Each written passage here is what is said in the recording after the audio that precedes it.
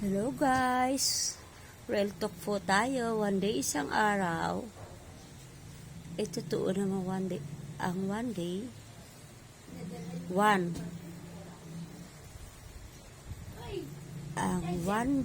One day, isang araw.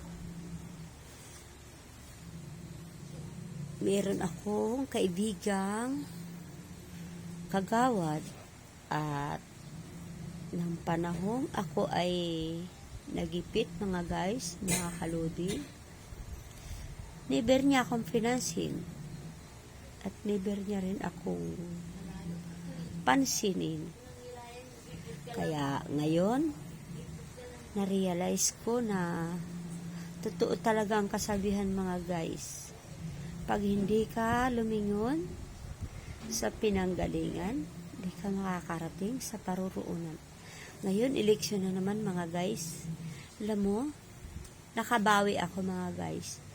Iniimikan niya ako, siya naman hindi ko pinansin. Nakarelate ba kayo ng ganun guys? At ng panahong pandemya, tumama sa atin ang pandemya mga guys. I'm also strong my life.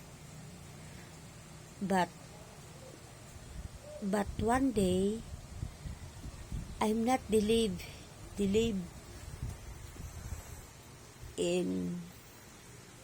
ayuda because I'm also my feeling. I'm sad, very sad my feeling because I know I'm not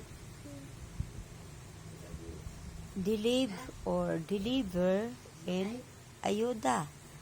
But one times, it's okay. Because one day, so many food here in my house.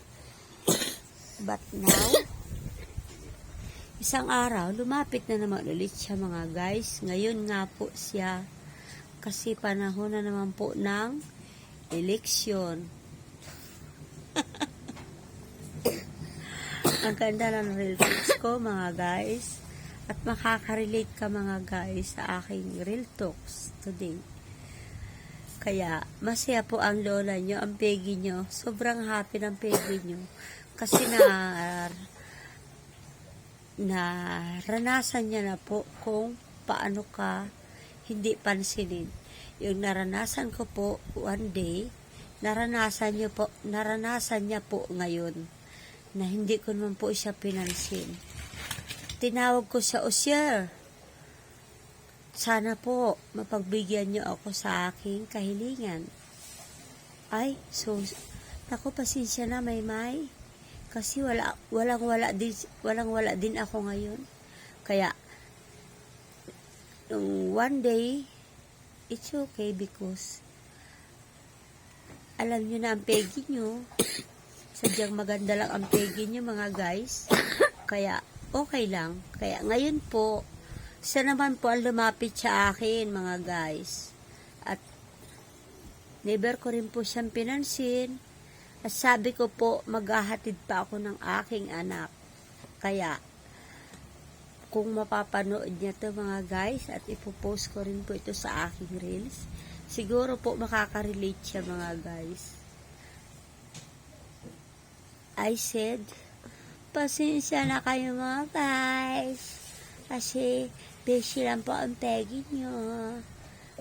Sabi po kasi ng daddy ko, wag ko na po pansinin ang di po na mamansin sa akin.